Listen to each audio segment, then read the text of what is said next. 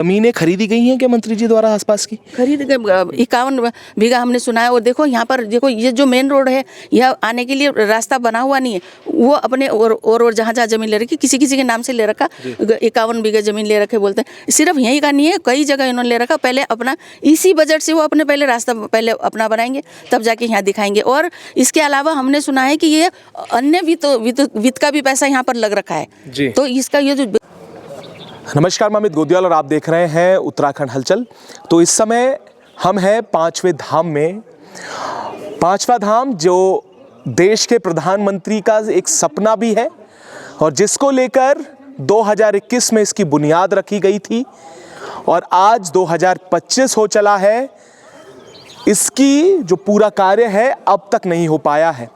पर उससे बड़े सवाल यहाँ पर ये उठते हैं कि आज भी ये पांचवा धाम जो सैन्य धाम है वो उसका कार्य पूरा नहीं हो पाया है। और आज जो वर्तमान के हालात हैं वो आप तस्वीरों में देख रहे होंगे कि किस तरीके से गंदगी यहाँ पर है और आसपास के क्या कुछ हालात हैं 2025 में। सबसे बड़े सवाल यहाँ पर ये हैं कि पूरे उत्तराखंड से शहीदों के घर से, गांव से मिट्टी लाई गई थी और जो हमारे पीछे आप स्मारक देख रहे होंगे, इसमें वो मिट्टी लाकर इसका पूजन किया गया यथावत तरीके से, जिस तरीके से धाम में पूजा अर्चना होती है उसके साथ ही शुभारंभ इसका किया गया था। अब लगातार इस पे कई प्रश्न उठे। प्रश्न कुछ ऐसे थे कि जब ये शुरुआत इसकी की गई तो इसकी कुछ लागत 40 से 50 करोड़ के बीच में जो टीपीआर किया गया था, पर कार्य पूरा होते होते ये पूरा जो बजट है वो 100 करोड़ तक पहुंच जाता है। अब इसी खेल में एक बड़े प्रश्न खड़े होते हैं कि आखिर ये बजट जो पहले डीपीआर बनाई गई उसमें जो बजट 50 करोड़ था वो किस तरीके से आगे बढ़कर 100 करोड़ तक पहुंच गया। आपको बता दूं कि जब इस धाम में आप एंटर करेंगे, यहाँ पर आपको बाबा हरभजन सिंह की, बाबा यशवंत सिंह की वो दो धाम के रूप में मंदिर भी बने हुए दिखाई देंगे और साथ में ये स्थल दिखाई देगा जिसमें इस समय मैं मौजूद हूँ।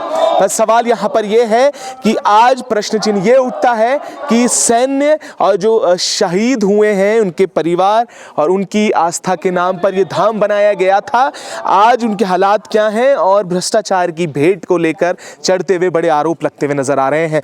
और पूर्व सैनिक भी यहाँ पर पहुंचे हुए हैं, उनसे भी बात करेंगे और जानेंगे कि वो क्या कुछ कहेंगे इसको लेकर कि जो सैन्य धाम है जिसका बजट को लेकर प्रश्न चिन्ह खड़े हुए हैं, जिसकी जर्जर हालत को लेकर प्रश्न चिन्ह खड़े हुए हैं। आज भी चारों तरफ गंदगी है। 24 में इसे समाप्त होना था, इसका उद्घाटन होना था। आज भी ये सिर्फ समय यहाँ पर अब भी समय लग रहा है, ये बताया जा रहा है। हमारे साथ पूर्व सैनिक यहाँ पर हैं। सर, सैन्य धाम जैसे पांचवा धाम के रूप में एक सपना था सरकार का कि ये पांचवा धाम होगा, पर यहाँ पर हम आए, गंदगी का आलम क्या है। अक्टूबर 2024, उससे पहले मार्च 2024, उससे पहले और डेट्स दी गई कि इसमें इसकी समाप्ति हो जाएगी, इसके लिए जनता के लिए इसे खोल दिया जाएगा, साथ ही इसका रख रखाव। बहुत सारे प्रश्न हैं, इसके टेंडर से लेकर प्रश्न है किस तरीके से 50 करोड़ का टेंडर 100 करोड़ का हो गया।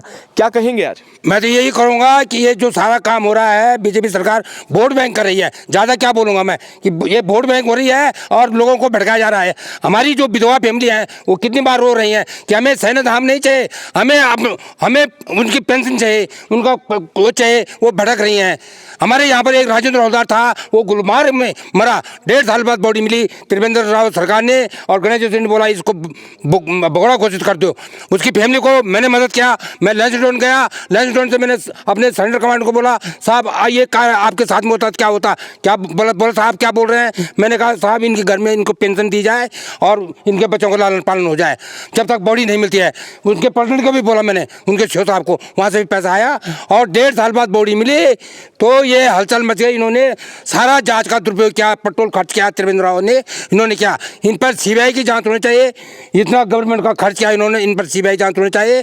और पूरे फौजी इनसे बिल्कुल अस्वस्थ हैं कि ये लोग हमारे साथ में क्या कार्य कर रहे हैं। बाकी मैं क्या बोलूँ, धन्यवाद। अच्छा सर, सवाल ये है कि 50 करोड़ का ये सैन्य धाम जब शुरुआत हुई थी तो 40 से 50 करोड़ की डीपीआर बनाई गई। आज ये कार्य अभी समाप्त तो नहीं हुआ पर 90 करोड़ से ऊपर पहुंच गया है। जो अनुमानित लागत है वो इस तरीके की कुछ बताई जा रही है। 40 करोड़ थी, अब ये 100 करोड़ 100 करोड़ के आसपास जा रही है। तो ये सारा ही गणेश जोशी बेवकूफ बना रहा है दुनिया को कि मैं इधर करूंगा उधर का भड़का रहा है और इस पैसे का दुरुपयोग हो रहा है। ये हर एक का मुंह को बंद कर रहा है कि बात को आगे वो पीड़ा है कि जो है खबर सर, सवाल यही है कि सैनिकों को की जो मिट्टी लाई गई यहाँ पर और पूरे ही उत्तराखंड से सवाड़ एक सबसे ऐसी जगह है, आपको भी मालूम है कि अत्यधिक सर्वाधिक बलिदान देने वाला, वैसे तो पूरा उत्तराखंड ही है पर वहाँ ये बोला जाता है कि हर घर एक शहीद मिलते हैं। वहाँ पर हर घर में एक जो परिवार से जो बच्चा है वो सीमा पर जाता है। वहाँ पर भी लोगों ने आग्रह किया था कि जो 5वां धाम में पहाड़ों में सवाड़ में बनना चाहिए, यहाँ पर बना। और यहाँ पर जो वर्तमान के हालात हैं आप देख रहे हैं, गंदगी चारों तरफ है और आज भी बनकर तैयार नहीं हो पाया है। क्या कहेंगे?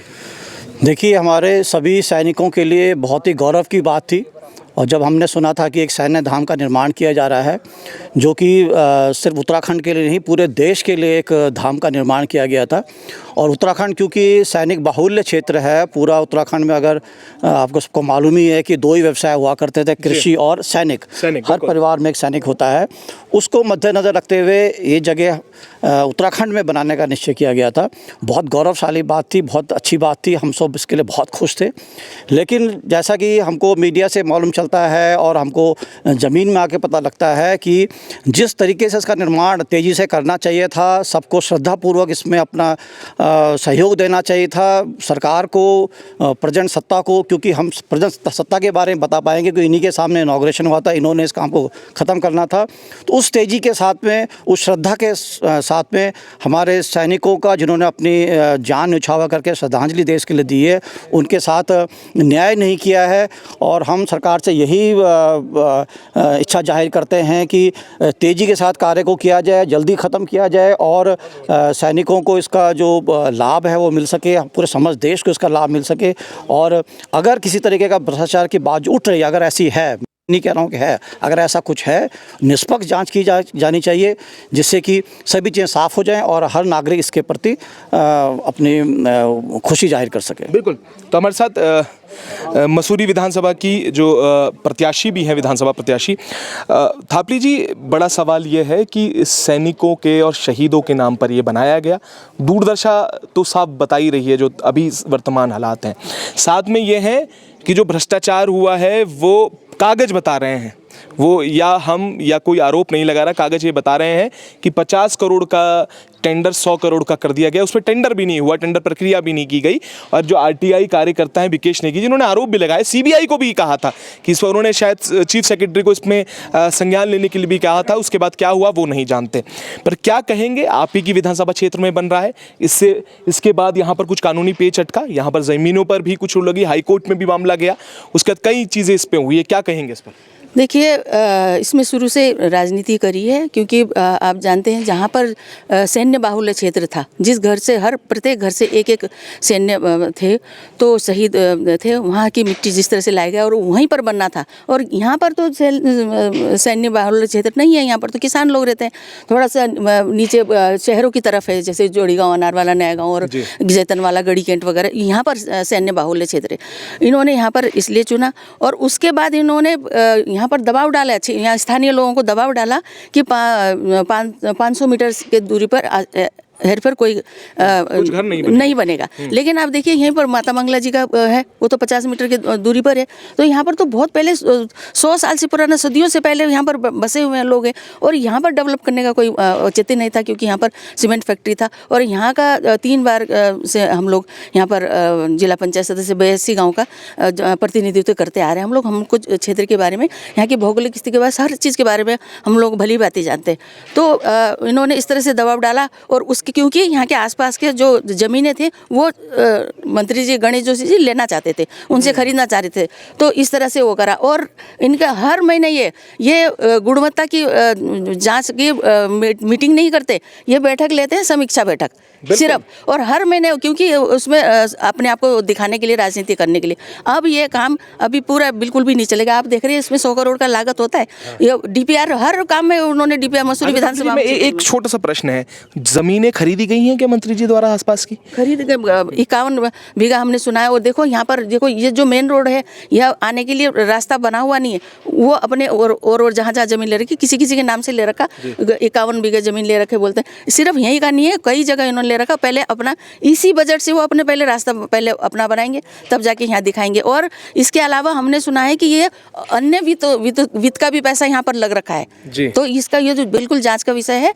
और मैं चाहती हूँ कि हम लोग जो हमारी जो यहाँ पर आ रखे हमारे सैन्य प्रकोष्ठ के आ रखे, उनसे भी निवेदन करना चाहूँगी। और हमारे प्रवक्ता आ रखे यहाँ पर, सभी लोग से मैं अपने पार्टी के माध्यम से भी निवेदन करना चाहूँगी। और वैसे भी सभी लोग से निवेदन करना चाहूँगी कि इसके हम लोगों को पूरा जांच करवाना चाहिए। और जिस तरह से कार्य प्रणाली को कहा था कि हमें इनके ऊपर जांच करने का, हमें सिर्फ अनुमति दे बोल के, क्योंकि वो साबित हो चुका था, उनके ऊपर आरोप सिद्ध हो चुका था। तो जिस तरह से इन्होंने उनको बचाया करा, तो ये बहुत दुर्भाग्यपूर्ण है। और मैं पुनः हम सब लोग मिलकर हम ऐसे नहीं बैठेंगे, हम आगे कार्रवाई करेंगे। बहुत बड़े आरोप लगाए हैं। और ये एक बात जो शायद किसी को मालूम नहीं होगी, जो आपने कही है कि हर महीने इसमें एक ऑडिट होना था, जिसमें मॉनिटरिंग होनी थी कि किस तरीके से पूरा निर्माण कार्य चल रहा है, उसकी रिपोर्ट बननी थी। पर वो रिपोर्ट आज तक नहीं बनाई गई, ये बड़ा सवाल था। और आपने बिल्कुल जायज़ प्रश्न किए हैं कि मॉनिटरिंग रिपोर्ट, ऑडिट रिपोर्ट, कितना पैसा लग रहा है, आखिर कहाँ गया।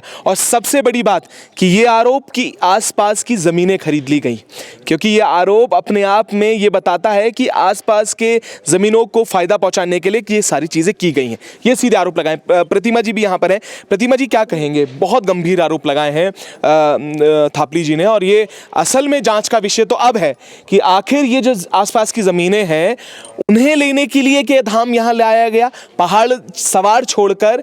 हमने भी प्रश्न किया था मंत्री जी से, तो उन्होंने कहा कि वहाँ कोई ज़मीन नहीं थी, लोग इच्छुक नहीं थे। हम सवाड़ गांव भी गए, हमने वहाँ भी प्रश्न किया। उन्होंने कहा उनका स्वागत था कि अगर वो चाहते हैं, और सवाड़ गांव में हम चाहते हैं कि 5वां धाम बने, पर यहाँ पर मंत्री जी ने कहा वो लोग तैयार नहीं थे, इतनी बड़ी ज़मीन नहीं। देखिए, बिल्कुल। और मैंने कई बार ये बात कही है कि भारतीय जनता पार्टी के लिए वो सब कुछ सिर्फ अपने राजनीतिक लाभ के लिए करते हैं, और राजनीतिक जो है उनके लिए एक इवेंट होता है। तो सैन्य धाम जो बनना था, अभी मैं सुन भी रही थी और आपने भी बताया कि चमोली में भी जो है लोगों ने ये उनको ऑफर किया था कि आप आइए और यहाँ पे बनाने का कार्य करिए, क्योंकि सैन्य बाहुल्य जो है हमारा क्षेत्र है। ये देखिए, ये क्षेत्र उन्होंने सिर्फ इसलिए चुना है क्योंकि वो यहाँ से विधायक है। तो सैन्य धाम में जो भी पैसा आने वाला है, उसमें जो खर्च होने वाला है, वो उससे पहले अपना विकास करेंगे और उसके बाद जो बच जाएगा उसको सैन्य धाम में लगाएंगे। बोला ना कि 51 बीघा जमीन, एग्जैक्टली, ये इस बिल्कुल देखिए। और बिल्कुल जो ये तय हुआ था कि इसके आसपास रेजिडेंशियल नहीं होगा, बसापत नहीं होगी, और ये स्थिति आप देखिए यहाँ हर जगह रेजिडेंशियल है। और अभी जिस तरीके से थापली जी ने बताया कि माता मंगला की भी जो है कितनी बड़ी एरिया की जमीन उनके पास है। और दूसरी बात आप देखिए, ये गणेश जोशी जी का विधानसभा क्षेत्र है, जहाँ सैन्य धाम आने के लिए आपने रास्ता देखा, पूरा वो 1.5 किलोमीटर का जो रास्ता है वो रास्ता है। ऐसी स्थिति तो मुझे लगता है कि कहीं की भी नहीं है कि वो रास्ता है ही नहीं, वो तो खंजर है, वो खड़ंजा भी नहीं है, वो तो ईंटें पत्थर पड़े हुए हैं जिससे हम लोग यहाँ पे आए हैं। ये सैन्य धाम की आप मिट्टी लेके आए थे, ये सैनिकों की शहीदों के घर की मिट्टी लेके आए थे आप यहाँ पे, उसको यहाँ गंदगी में आपने रखा हुआ है। तो ये है भारतीय जनता पार्टी के लिए सैनिकों का सम्मान, ये कुछ भी नहीं है। भाजपा, अब आप ये सोचिए, पुलवामा के बाद जो प्राइम मिनिस्टर शहीदों के नाम का इस्तेमाल से वोट लेने के लिए करेगा, उस प्रधानमंत्री से और उसके जो है नीचे के नेताओं से आप और क्या उम्मीद कर सकते हैं। तो ये कुछ नहीं है। सैन्य धाम जो 49 करोड़ से शुरू हुआ था, आज 100 करोड़ पे पहुंच चुका है। भारतीय जनता पार्टी को, गणेश जोशी जी को, जिनके खिलाफ कई ऐसे मुकदमे दर्ज हैं, आय से अधिक संपत्ति भी है, उनको बर्खास्त करना पड़ेगा, उनको मंत्रिमंडल से निकालना पड़ेगा, और धामी जी को भी इसका संज्ञान लेना पड़ेगा। और नहीं लेते हैं तो ये स्पष्ट हो जाएगा कि धामी जी के, गणेश जोशी जी के साथ साथ धामी जी भी मिले हुए हैं। अब एक व्यक्ति हमारे साथ है जिन्होंने शुरुआत से ही आवाज़ उठाई और ये भी बात कही कि जब ये बुनियाद रखी गई उसके बाद से ही ज़मीनों का जो आसपास का एरिया है उसको लेकर भी इन्होंने पहले भी बात रखी थी। गोनियाल जी हमारे साथ हैं।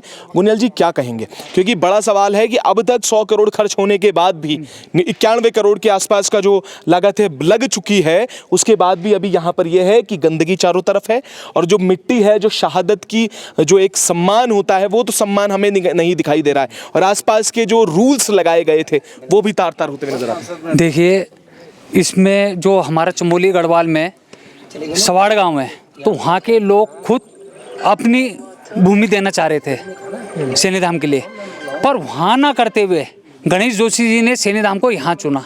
यहाँ इसलिए चुना कि वो भूमाफियाओं को लाभ पहुँचाना चाह रहे थे, क्योंकि जो हमारे अमर उजाला का प्रमुख अखबार है उसमें भी ये छपा था कि भूमाफियाओं को लाभ देने के लिए यहाँ पर सैन्य का निर्माण किया जा रहा है। तो सैनिकों के जो पवित्र आंगन की मिट्टी यहाँ लाकर जो उन्होंने स्थापना करी, तो इसकी इतनी क्या जल्दी थी उन्हें, इतनी क्या उन्हें इमरजेंसी पड़ गई थी कि उनको सबको लाकर यहाँ पर इसकी स्थापना करनी पड़ी। उनका मजाक उड़ाया गया, खाली भूतपूर्व सैनिक में राजनीति खेली गई, स्टैंड खेले गया। अगर गणेश जोशी खुद भूतपूर्व सैनिक होते तो उनका दर्द उनको मालूम होता। 5.5 साल में फौज से भागकर आ गए थे।